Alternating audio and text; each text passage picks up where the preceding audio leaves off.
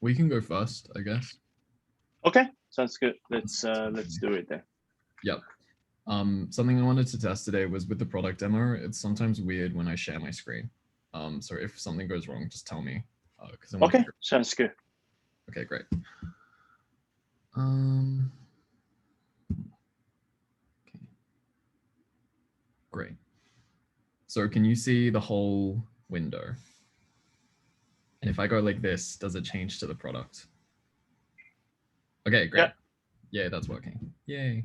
Okay, let me get it. You can start anytime. All right. Perfect. Okay. Hi, we're Skepsi. So we're a team building a SaaS product, which is marketed to academic journals, and the goal of which is to transform the process of peer review, which is the way that journals assess academic papers. And if you search for peer review online, this is what you will find. Peer papers, research projects, and popular science articles, they all tend to say the same thing. The process of peer review is well-intentioned, but it's also deeply flawed. And I think like the New York Times actually summarizes it best. Peer review is the worst way to judge research, except for all of the others. So here's how it works right now, based on conversations with over a dozen academics. Journal editors receive submitted drafts from researchers, and then they email academics in their networks, and they give 2 or 3 of them about 6 months to review the draft. And so to us, this is a deeply flawed process, and it's something that we designed Skepsi to address. And in particular, we wanted to address 3 of the biggest issues with peer review as it is now. It's too simplistic, it's hidden from the public, and it's too slow. So we'll go through these 3 main issues and talk about what we think about each of them. So first of all, it's too simplistic. Papers are either accepted or denied, and that's it. There's no nuance, no sense of continuous improvement. Second, it's not transparent at all. There's no version control, very little standardization, completely private comments, and anonymized reviewers that have no accountability. Academics, policymakers, and the general public just have to trust that the research that's published in journals is valid, which is completely against the principles of good science. Finally, it's just way too slow. Peer review can take up to half a year per paper, and there are about 2 million articles published every year. There's no way that we can keep up. So let me take you through how we're trying to change that paradigm, using as an example this paper that we're working on, which is about the interaction of COVID and NLP AI. So this is Skepsi.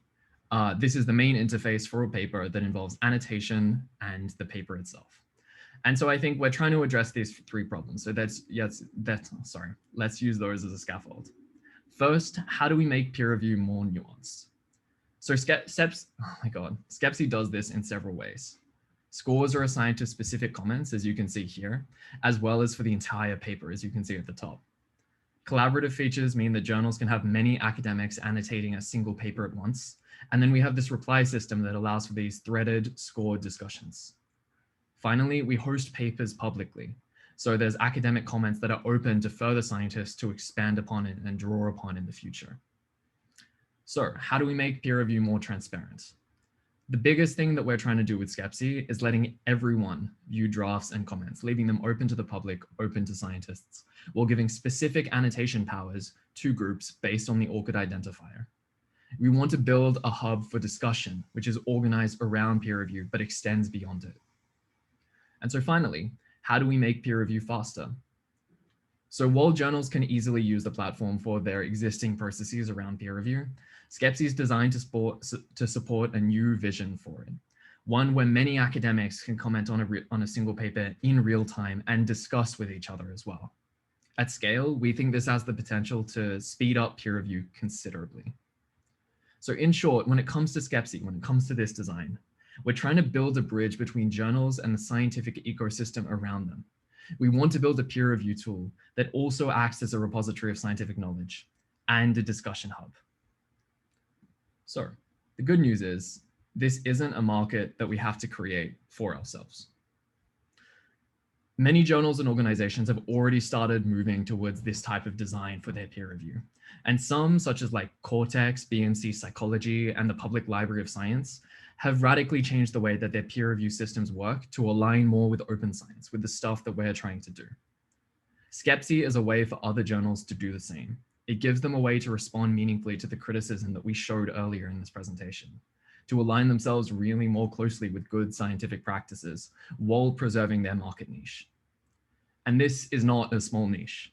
Globally, academic publishing is worth $19 billion, meaning that it's directly between the film industry and the music industry in terms of revenue. It is huge. On top of this, journals have some of the highest profit margins of any industry in the world, up to 40% of their total revenue. Skepsi, as of right now, will be sold as a SaaS product, software as a service to journals in a modular way. And there are about 30,000 of these official journals that are in the world. If we signed up 3 reputable ones, just for $500 a month, that would be more than enough money to keep Skepsi going for the next several years. And if we captured 1% of that global market share, that becomes $150,000 a month very quickly. Meanwhile, our expenses right now stop at housing, food, and the cost of our servers. We've already begun reaching out to journals, and we've talked with over a dozen scientists about their approach to peer review and their broader thoughts on academic criticism. We've also already tested the application with actual academics commenting on actual papers. Up to this point, we've built pretty much all of the core functionality that makes up Skepsi. The next 4 months will be spent doing 3 things: testing it with academics and editors to make sure that it really solves their problems, reaching out to journals to begin establishing partnerships, and building an interface that allows journal editors and contributors to use our features in a really modular way so that we can function as a SaaS. The application right now is live at this link, and any future changes that we make from this point onwards will be published there. So please go and check it out. Tell us what you think. Tell us if there are any bugs. Thank you so much. Cool. It's around 6 minutes and 10 seconds. Let's take a question from audience. You can take 2 to 3 questions. Anyone? Or feedback is fine too.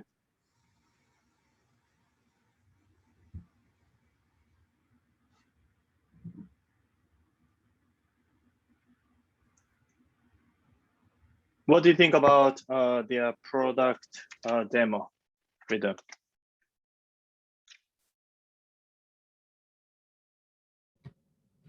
I think there is much improvement that we didn't get a chance to see product demo before. It was the first time, and the user interface seemed quite clean, and also Jimmy was able to explain the components of the page, so it was not easy to follow.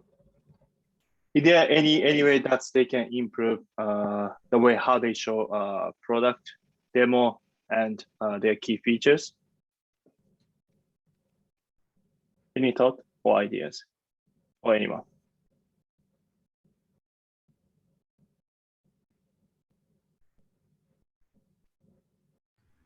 I have something actually, because the product demo right now is so the thing we're working on this week is we're getting 3 or 4 scientists to annotate that paper, and those were like Lorem Ipsum comments right now. So there wasn't that much to show, but by the time we're pitching to actual investors next week, they'll be filled with actual scientific comments as well. So integrating that and showing that like I have a little bit that I just cut out of my pitch, which was about the fact that we got scientists to annotate it and like the experience of that. So that's something that we're missing right now that we were gonna show. I see.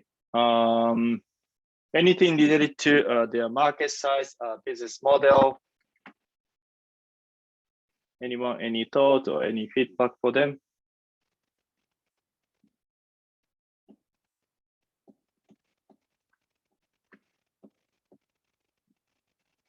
In that case, I do have like a quick two feedback. When you show your product, right? You basically today's product demo was basically you show like the same page, right? So probably a good idea to show them this is like a main product interface, and then let me show you like the key features, right? And then kind of like highlight, even like a zoom in, like a specific like a functionality, and like annotation, and then like getting also like a feedback and stuff too. That probably like a better to see it, because basically today literally we just like watching the same page for a minute, right? So kind of like difficult to follow like which one you wanted to highlight, which one we should focus on when you pitch it, right? So that's like one feedback. Another one is the last slide. You have the market size, profitability, also the number of the journals too, right? Probably also like that's like a divided. Like this is a market size. This is an industry. This is how we make money too. Because otherwise, so like one slide should be like one slide should have like one message. If you're talking about market size, it should be like just like a market size. If you're talking about business model, it should be just like a business model. It's just like a better to divide it. Otherwise, if you just like show the few numbers, it's kind of like confusing which one you are talking about. It's just like better to divide it. That's probably you can do next week quite easily.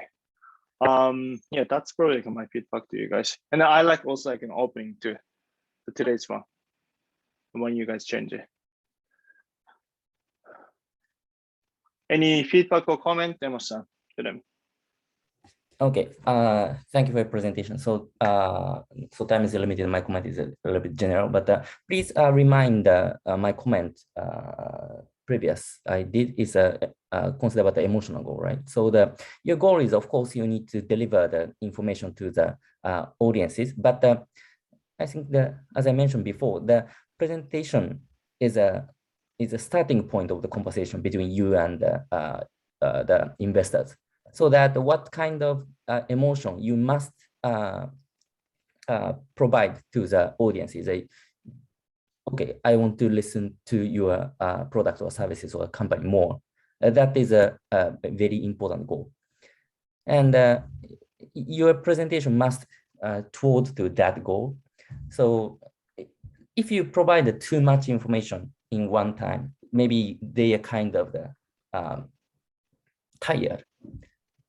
So that it is difficult for them to get such kind of emotion. So you need to provide some information, but you need not to provide too much. So that is the balance is, of course, it is very difficult, but the balance and really think about the emotional side is also important. I think that some slide is very nice. So your message and information is very, I think that you deeply consider what kind of information should be on the pages. But I think that there are some point or areas you can improve until the last 1 week. Yeah, that's my comment. And then, yeah, a few missing slides. Actually, you guys have it. One, I know that you guys like testing with users, so better to add it to like a benefit slide, and then also like traction. How many like the product tests you guys have done? Also like a team slide too. You guys should explain like who's like working on behind this product, right? Is that absolutely necessary for the team slide in particular? Like, our resumes aren't really impressive enough, and like we don't have that much time as well. Like, we're already a minute over. So what you heard, I'm gonna have to cut down by like a sixth as well. Should I have explicit slides for stuff? Because like the user testing and stuff, I tried to weave into the presentation without having like a specific slide that said with like 12 user interviews done, for example. But is it better to have them as explicit slides? Yeah, I think you, as Nemo-san suggested, you combine different type of information in the one slide, which is kind of confusing. So in that case, better to divide it. This is like an attraction. This is a market side. This is how we're gonna make money, right? Okay. Otherwise, you have like a different type of information on one slide. The thing is, it's kind of confusing for the audience side. So, and then it won't take time to just like change the slide too, right? So probably better to divide it the slide. Okay. And then yeah, back to like your question, probably better to add it to like a team members. You just can say, here's like 3 of us. 3 of us we are working on. It's very like a short intro should be fine too. You don't need to explain everything that's like you guys have done too, right? At least just like introducing you guys to the audience. Yeah, and the investment we're just gonna work on next Monday, so it's fine. Cool. It's fine too. Cool. In that case, Finn, you can choose the next team to pitch. Does anyone want to go so that I don't throw people under the bus? If not, I'll just randomly choose. Okay, Stan Davis. Yeah, nice. I would like to go. Yeah, so I'm for the product demo. We are. I don't have it on my computer, so we haven't. Yeah, I can't really do that today. But we have what we had in the midterm presentation instead there, and then we're gonna add a product demo by next week. So you know. Cool. You can set any.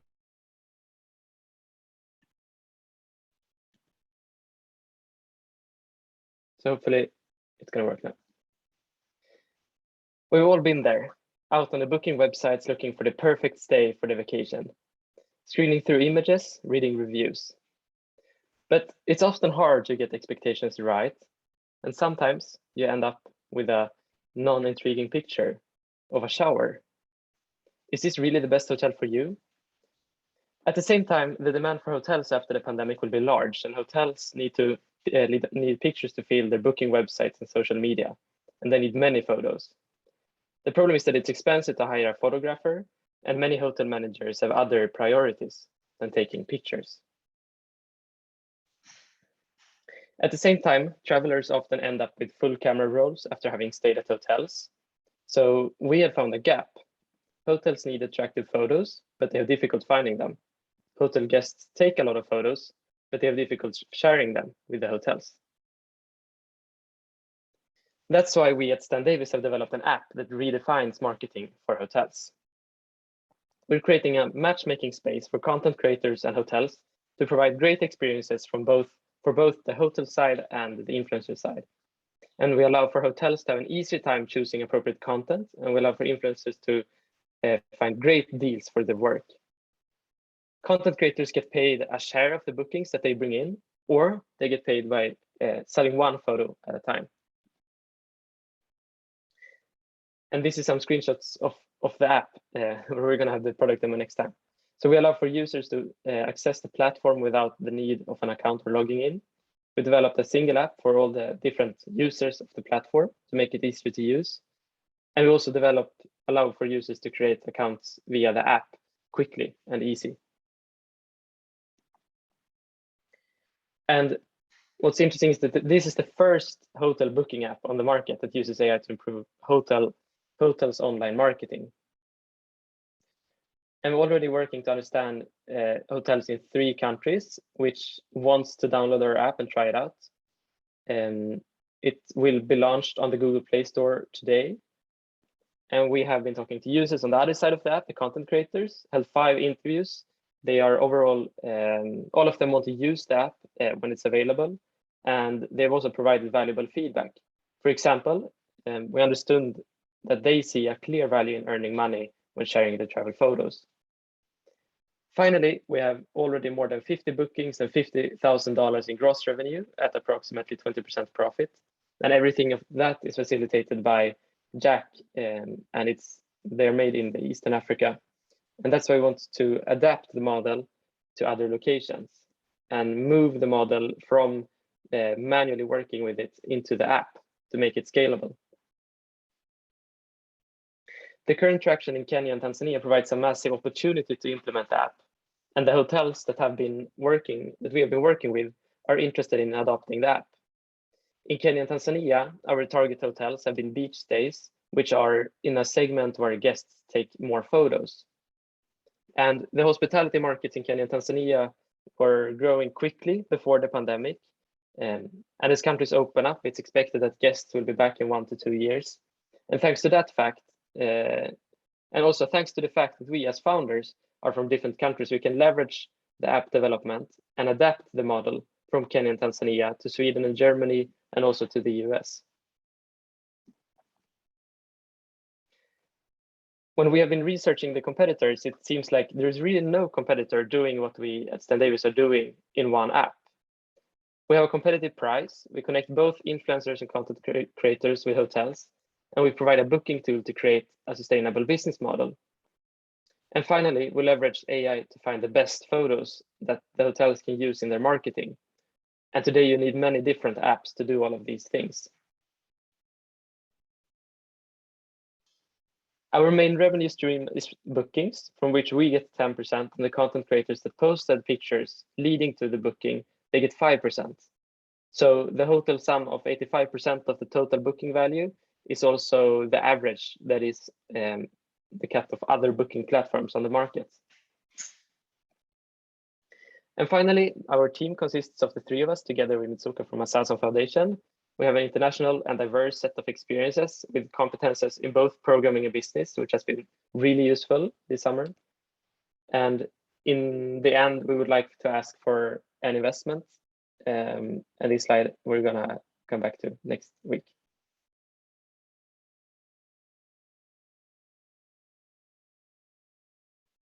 Yeah.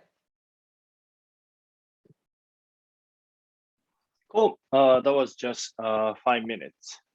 Let's take a question and feedback from other teams.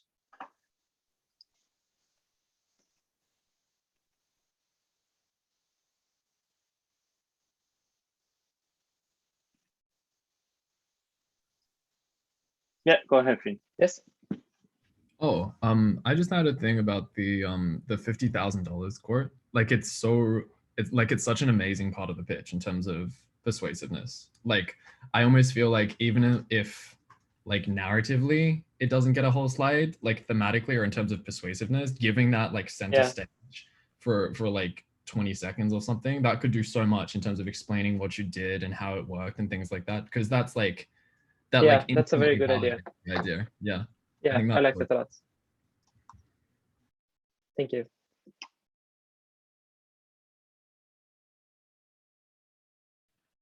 I think it could almost have like its own slide also. Yeah, we'll see. Probably, yeah, better to divide it like attraction. So far, actually, we already made like 50,000, and in order to scale it, we have done it. This is a user's feedback, and then you can probably add it to like this is like type of like companies or like hotels we worked on. Yeah, let's take a reasons question of it.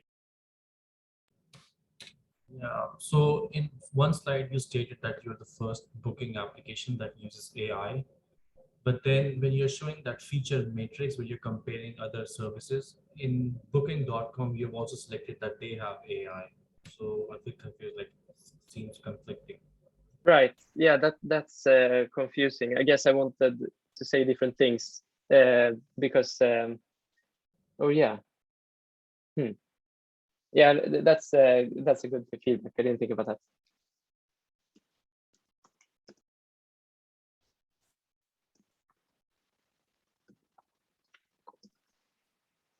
Anyone?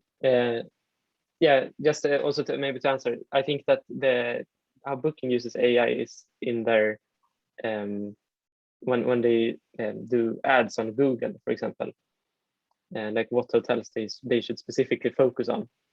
So it's they use AI in different ways, but definitely it's still confusing. So thank you. Anyone has any question or feedback?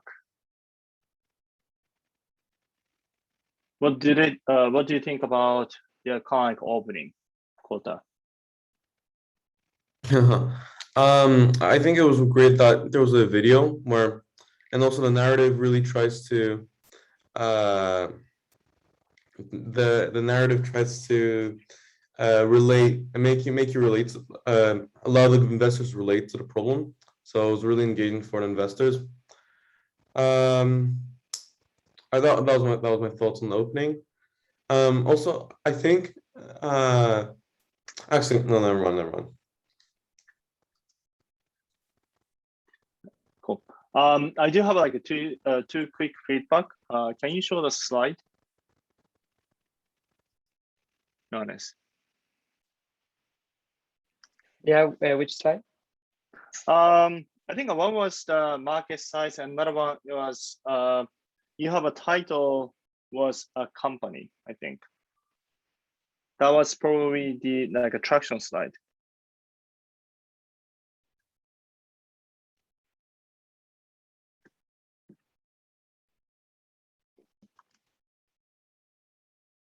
Traction slide. Yeah. If you say like the probably like slide 6. Yeah, if you have it to like, probably company as a title, it seems like this is kind of like a vision that you want to achieve or like a mission you want to achieve. So better to like change the title, for example, like a progress, testimonial, traction, whatever you want to say, right? And then next slide, probably sorry, slide 9. If you kind of list it like 3 market, it's actually a little bit confusing. So if you wanted to like show if like Kenya and Tanzania, this is like a first initial market for you guys want to tackle, that's you should mention. Another one is the thing is not only like this market, actually overall in the world, this is like a market size too, right? Initial target market and then total addressable market, right? It's kind of like different. So better not to like a kind of list it like a 3 market as like a same level of the information, because probably I'm probably just gonna ask you like which market you guys gonna focus, right? Wait, I'm not sure. But first, we wanted to focus in understand. like Kenya and Tanzania, but overall in the world, this is a market size. Or like probably you can say like a global market size is like probably like 100 of billion. However, we wanted to focus on Kenya and Tanzania. It's gonna be our initial market. This is like $886 million market. Okay. Yeah.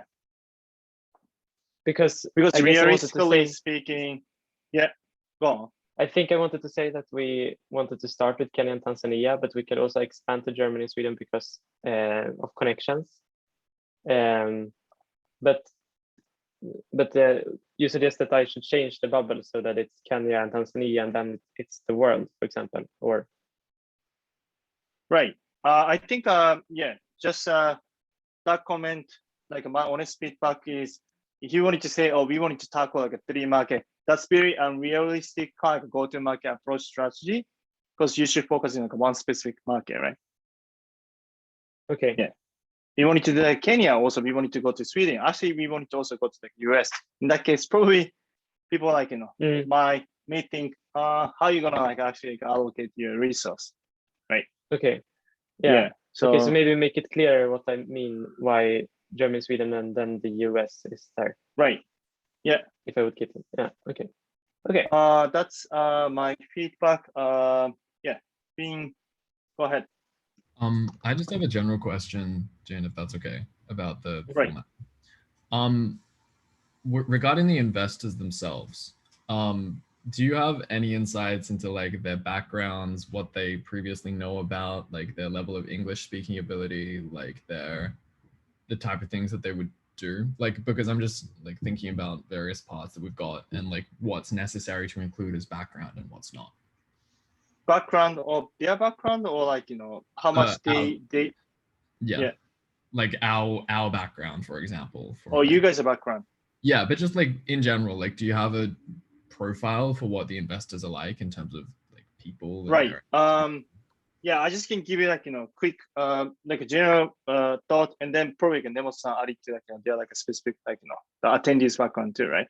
Generally speaking, when startup pitch to investors, usually they don't, especially for like an initial meeting, they don't usually check that closely your background. So they just wanting to hear what you guys are working on, right? And then if they are interested, basically they say, all right, let's set up like an official meeting. And then they're gonna start to like due diligence. But thing is like this time, it's not like a kind of like investment meetings, right? It's just like a final demo day. So we do have a list of attendees, but thing is like that's like a Nemo-san can add it to like information about them. Okay, I think that the Johannes' comment is very helpful for that. We will have almost the same guests from the each side, and one attendee is Aono-san, who is from the Masason Foundation. Is not good at speaking or listening English, but we will add some translator for them, so that basically you can think they can speak and listen English fluently with some assist. And regarding some context you need to add to the in the pitch, that the answer is yes, you need. That's why we are stressing about attraction or user feedback or something. So because sometimes we don't know the context in a typical country or typical users each other, because the people is different from the each areas. That's why you need to show that there's a needs, and there is this kind of the reaction is coming from the users, and or there's a needs according to the users listening, hearing, or users action. That kind of information is very informative for the investors, even if they have no information about that areas. But basically, they have some information about this kind of the business areas. But your strength is, for example, the Standardis is a good example. So if you focusing on the typical area, the things, the atmosphere is sometimes very different from the business environment in the typical country. That's why the context is based on the user. That is why we sometimes stress that point.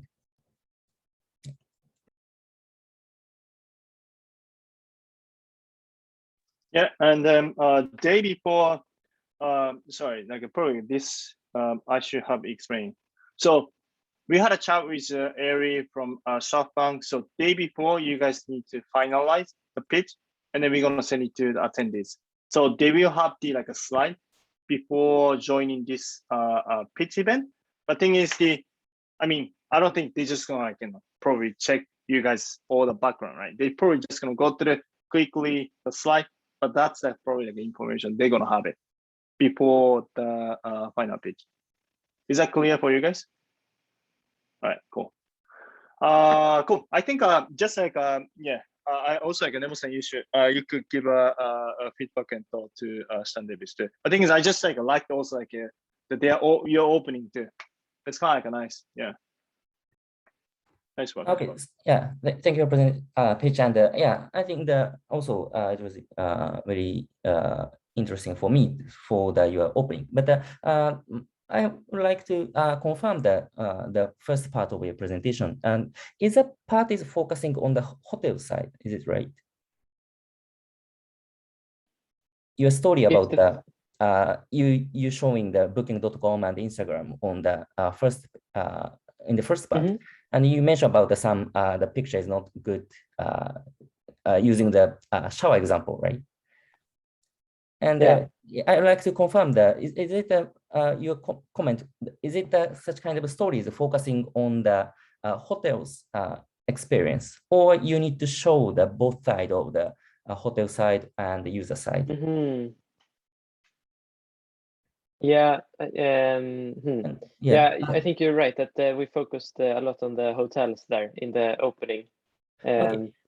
But so that's something to think about maybe. If we should have something more on that. My comment is that if you have some, I think that is fine. But if you using that example, you need to focus on the hotel side, because the function that Booking.com is equipping the picture from users is that they are standing for the users. So they need to show the bad side of the hotels. That's why they are accepting such kind of pictures. Right. So if you want to focusing on the both side, maybe you need to show another example of maybe it is a little bit, I think that have some bad effect to using that shower example. But if you're focusing on the hotel side, the example is very nice. Right, so from the hotel side, they don't want to focus on that point. They need to show that their strengths more and more. All right, yeah, but that's a good feedback. Thank you. So I think that part is very nice. So that you need to focus on more detail on that.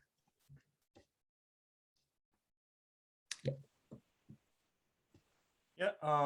Sounds good. Let's. Johannes, you could choose next team. Yeah, rhythm. Awesome. Thank you.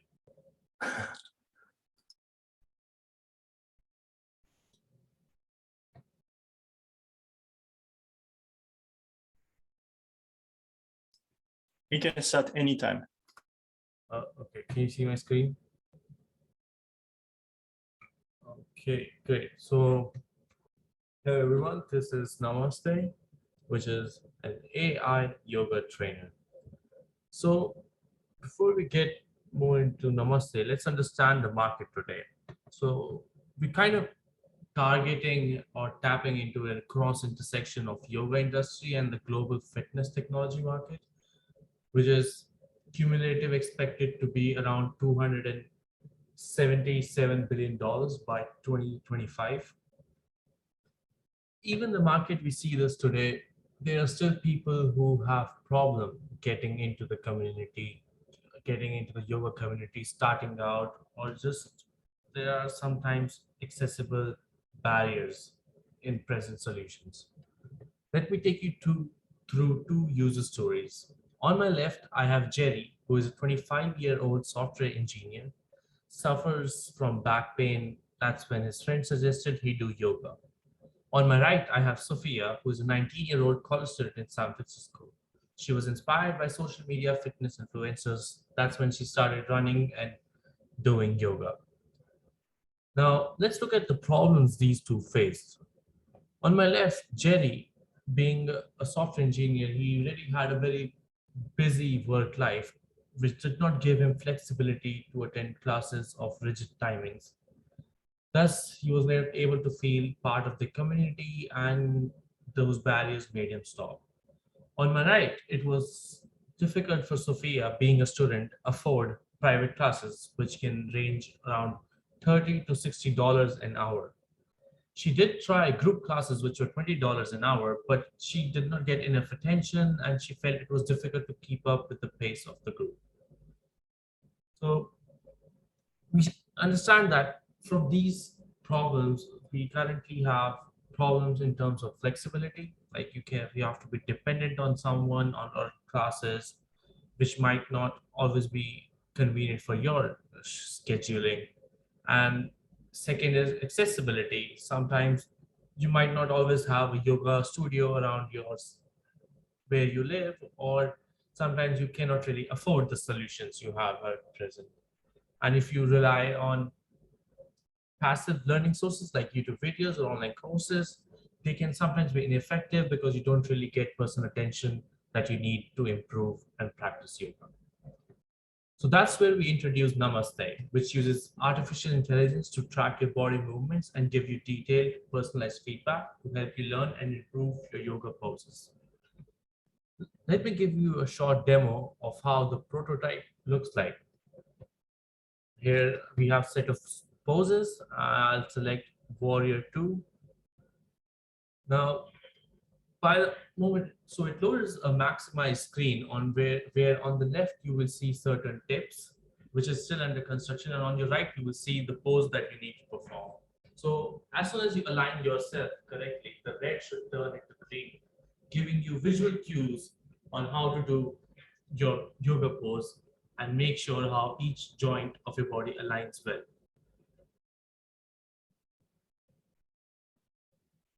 So stemming from that product demo, we currently are planning to launch 2 tiers. The first tier will be free, which has $0 a month, which gives you full features access to 10 poses.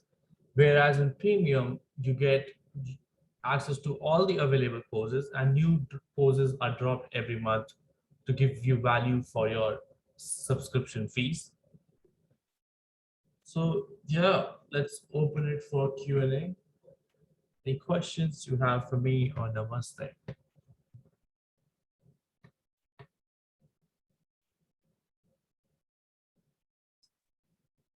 Yeah, go ahead, Johannes. Maybe the introduction, could you go back to your first slide? And then, because was the first slide the market, or was it something other Yes. before? Oh, Maybe I would yes. rethink the beginning of the pitch to frame the problem before telling about the market, because like you have a really nice product, and I think you solve a problem that hasn't been solved, it seems like, but probably wait to the market a little bit later. So you first explain what the problem we actually care about in your pitch. Yeah, thank you. That does make sense.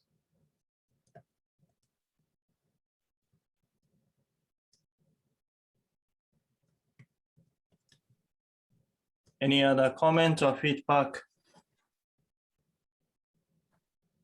who does yoga in this? Anyone does yoga here? Oh, Johannes. What do you think about their new design for the product, new UI? Yeah, I think it's nice. I don't know if it changed since last time I saw it, but he added some new poses. But I think it's quite clear.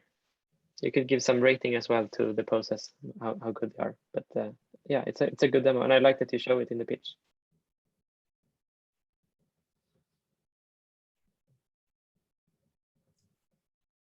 We also changed the screen size. Earlier we had like half screen was your video and half was the ideal pose. Now we have full screen and the ideal pose is superimposed.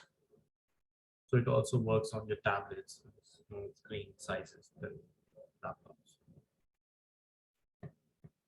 Anyone has any comment or question?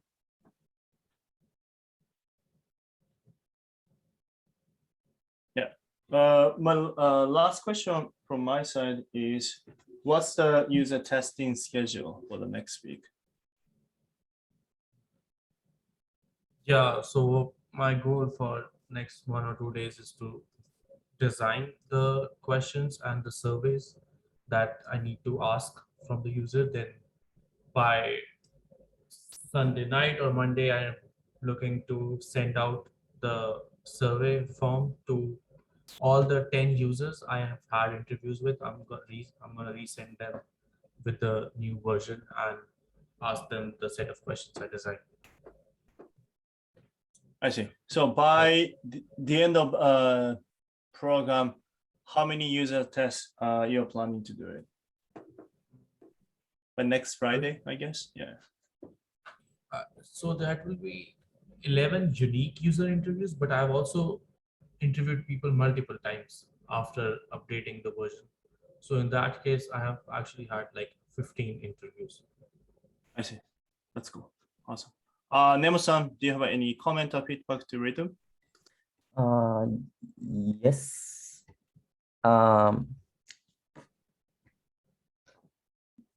So do you have any ideas for the page 2? I think the user slide. Yes, here it is. So I think that it takes around 1 minute and 30 seconds, I think, you spent to this slide. And I think that there's many information you told during this slide. And it's very important, but in that, it means that you need to think to add some slides, or even you can combine for example, the cost side, or some or the function slide. So do you have any ideas for maybe I think that you consider a lot to make this version, but do you have any ideas or consideration related to this slide or related slide? I'm thinking, like you said, I'm sharing a lot of information, so I could either include more bullet points here, or I could include like icons for each of the point I mentioned. Like first an icon pops up and then I say it out, then another icon pops up for this, like 2 icons, both users, and that could be one way. Right now I only have 1 icon pop up and I'm seeing a lot of points. Okay. Okay, I think that the detail will be we can discuss in the later discussion. But do you have any script for this pitch? Not yet. You don't have to write a full script for the pitch, but do you have any bullet point or some summary or some memo for the pitch to each slides already? So I actually have like a list of 7 points that I want to make sure come across. Like Okay. first, like I want to show here's how it looks like, here's why it solves the problem, here's what it costs, and like here are the current Okay. challenges. Yeah, like that.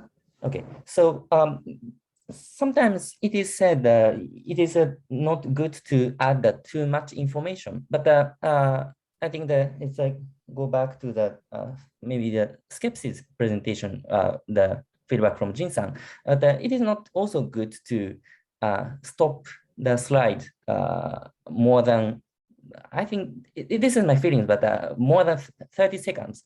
So you don't need to change the slide, change the pages, but you can add some, maybe so that firstly, you can put the whole information blank in the first, and when you add some comment, you can, if you go put the button, the information is coming to the next slide or next slide or next slide.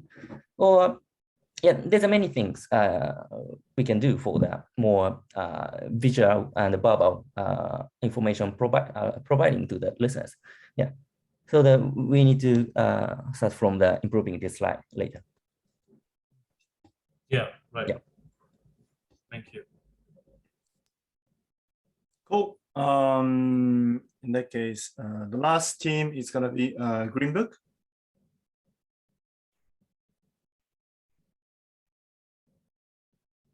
You guys have a updated version of slide. Oh, Taiho is there, finally. Nice picture. Yeah, Taiho is invaluable in our team. Officially on board. Of course. All right. Yeah, you guys can start the pitch anytime. Sure. Yeah, so today we are presenting Greenbook, which is a social network app created to help anyone, anywhere take care of their plants. And the reason why we've developed Greenbook is because we believe that plants should be in every household. There's so much research done, and the evidence is undeniable that plants improve mood, reduce fatigue, lower stress and anxiety, improve performance and focus, boost healing and pain tolerance, and improve air quality. This all leads to better wellness in a society and in households that are increasingly becoming more busy and more distracted. And the Green Book tries to contribute through these valuable aspects of plants by creating space where people can meaningfully connect. And we've seen that there are very little places that specifically do this for gardening and planting. The issues that we've encountered when interviewing people and doing research is that it's not easy to keep plants alive. It's even more difficult to not get discouraged after the first failure because there are very little systems in place, and buying and selling gardening equipment and plants is time consuming and information is too scattered. And that's what Greenbook tries to solve, these three issues. We've also found that business models for building community often do not necessarily contribute to sustainable behavior in the long run. It tends to be like very short-lived and targeted advertising with little emphasis on actually creating a community that is mutually respectful and kind, and where you can learn from each other. So we conducted multiple interviews to test our products out, and we found from 30 plant enthusiasts that people are the most interested or feel the biggest need for having an easy to follow plant care nudges system where they get this extra help and they can continue to do their hobby with little friction. From the seller's side, so from people that sell gardening indoor plants, we've mainly talked with small nurseries and equipment companies, and they look for better ways to reach their customers. Especially nurseries tend to have somewhat of an archaic system and find difficulties to reach this very new untapped market of millennials that want to adopt this cool new hobby and wellness habit. And the key desired features that came out of our interviews were that people want reminders. They are quite excited about the AI advisor, and they would like the community forums where they can share with each other, so where people can actually mentor people, but also a place where people can ask questions and grow in their gardening journey. So Greenbook solves this by providing users with easily accessible know-how-tos and automated plant care tips. So it reduces the friction, it makes planting a worry-free experience, so it actually becomes a wellness hobby that it's supposed to be. It also uses behavioral science to bring together locals and professionals to foster community, and it does this mainly through nudge systems, so reminders, and just like the entire design is adopted to make things as accessible as possible, so that everyone, regardless of your background, can contribute and access information about how to grow plants and where to buy stuff that you need to do that. The AI component is the AI advisor. So there will be a plant directory that identifies top houseplants, and it will give you a quick overview of how to take care of your plants in terms of water, temperature, sunlight, and soil levels. And it's the feedback that it gives to you based on the picture that you feed it. The monetization will mainly come from the marketplace, where planting and gardening equipment companies are connected with plant enthusiasts.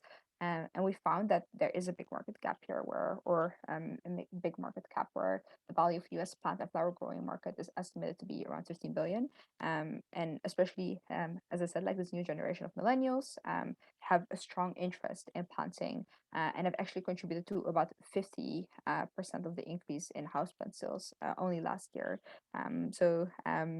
And as this group keeps growing and exploring their hobbies, we expect that this percentage becomes bigger. And on the other side, we also see that just in not only in the indoor plants, but also within global gardening equipment, the market value is about 83 billion, and they're not all able to reach customers appropriately. So there's a big opportunity there to grow more as well. And we have developed this product or this mobile app with the four of us. As Jen already mentioned, we have the wonderful Taiho, who helps us a lot with our ML model that right now is a plant database. So recognizing what the plant is and how to take care of it.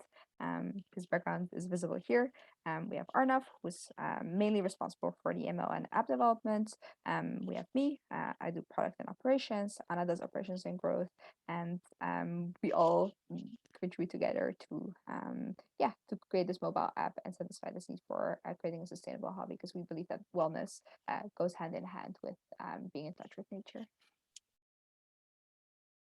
Thank you. It was just 5 minutes. Let's take a question from other teams.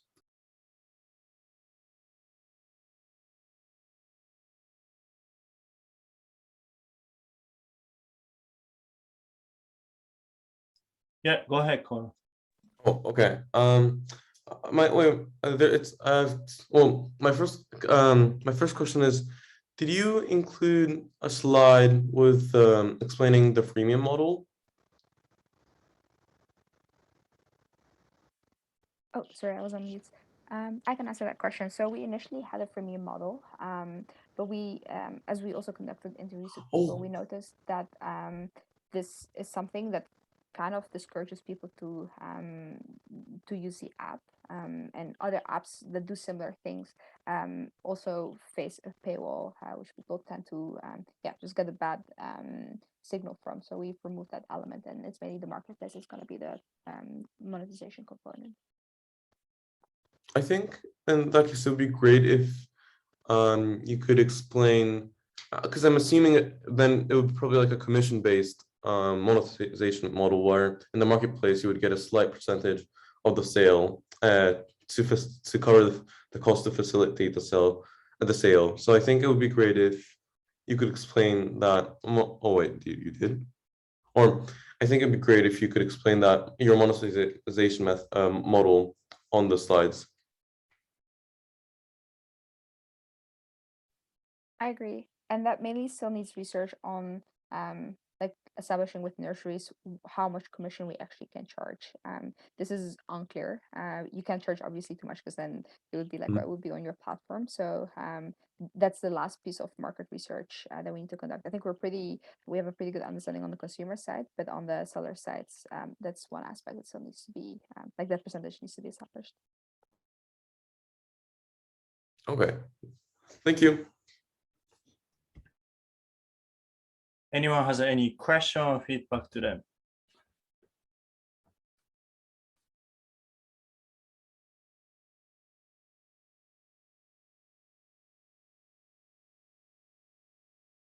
All right, in that case, I'm just gonna give you a few feedback.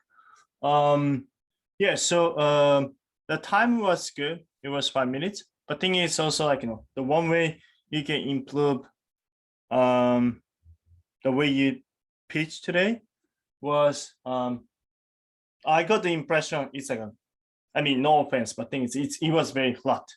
So kind of like I felt that's as when you're trying to like finish the pitch within 5 minutes. But also it is very important to kind of like pause. What I wanted to emphasize, right? It's kind of like a pausing. That's you need to basically use the voice, kind of like timing, pausing and stuff too.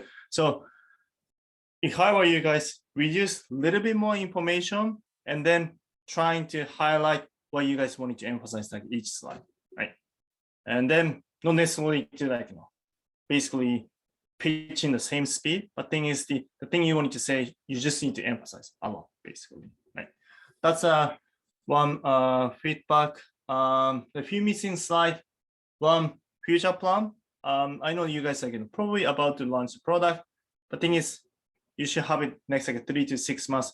What you guys wanted to do, both business side, basically like a distribution of the product, also like a product roadmap too, right? So that's like you guys should discuss as a team. And then second one is also like I remember you guys have already like a 60 or 70 sign up, right?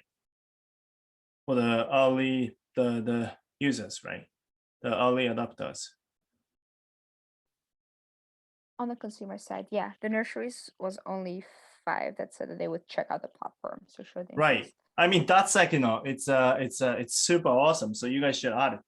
Traction so far, we already got 70 sign up.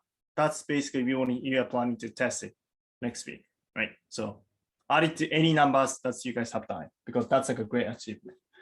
I think yeah, team side was good. Go to market business model. One question was for the first slide, you spent like 50 seconds, and I was not sure like what you actually wanted to tell us. Can you show the first slide again?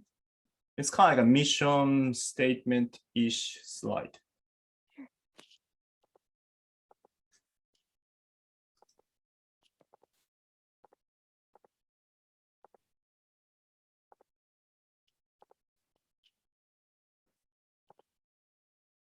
Probably like, sorry, second slide, I guess. Yeah, so what's the main thing? What's the main message that you wanted to tell?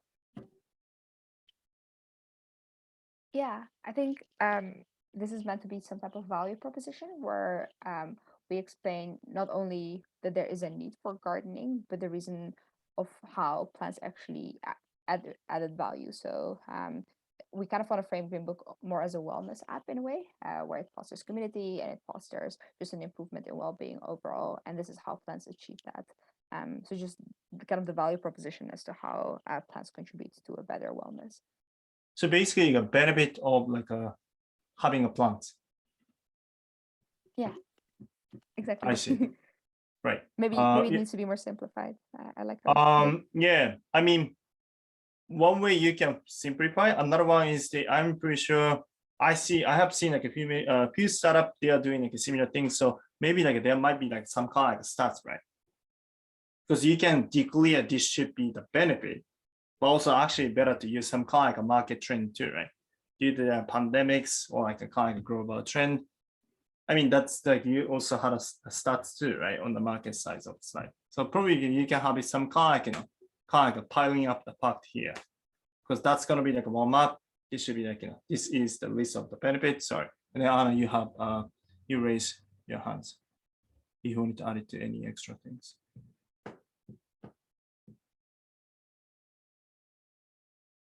Anna, you okay? Wait, me? Oh no, Anna. Yeah. Cool. And also like Nemotsu-san, let's take your question and feedback to them. Okay. Yeah. Actually, my comment is almost the same as Jin-san about the flatness of the slide and the pitch. So yeah, basically, I felt the same feelings. So that you need to show the maybe the font size of the. So for example, this slide is a good example. So I think that you need to show the very simple but a strong answer to the why are we here in the few words. And you need, and I think that the reason why you added the plants and with 6 bullets is that you want to say that plants have a various kind of good influence to the people. So you don't need to, I think that you can put these words in the more smaller, with smaller fonts. And you need to make a large font with these bold messages, because it is important to deliver to the listeners. So that is one thing. And I think that this will, and also this will be, I think that you're going to improve by the next week, but I think that you shown the 3 users voice, which is needed to these products. So respond to that if possible. We would like to know that your function which meets user needs, right? So that there's a AI assistance and a reminder, and something is a connection between the peoples. So you need to clearly show the how the product goes and what kind of feelings users will feel. That unless the people will agree with the needs, but there's a good information. But here's the information. But the Deep4 is now considering to invest some kind of the plant related startups right now. But it is a very different from this kind of product, so that they have some information about these areas. It means that they have some information about these areas. So they must ask about some questions related to the market side, or I know there's some other players in this field. So what the difference between you and that teams? But it doesn't mean that you need to compare the difference between your products and the competitor, but you need to show what is a strong point of your product.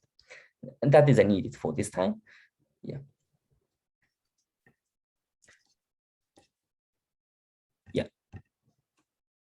So that, so you need to show the good answer or good messages, which is answering or answering your posed question or the posed user needs or users demands. So that's, I think that, it's a very aligned to the Jinsan's messages, but please push the strong messages which you want to deliver and which you feel. That is a strong point of your products and services. That's my comment. Awesome, great. Do you guys have any comment or question to us? If not, we can wrap up here. All right, cool. In that case, let's take week 9's group picture. All right, you guys can turn on the camera. Pin is smiling a lot. All right. All right, 3, 2, 1, cheers. Nice work, you guys. In that case, I can talk to you guys on Slack. And then feel free to ask us if you guys want to practice more, because you guys just have a week left, right? So just use us as much as possible, right?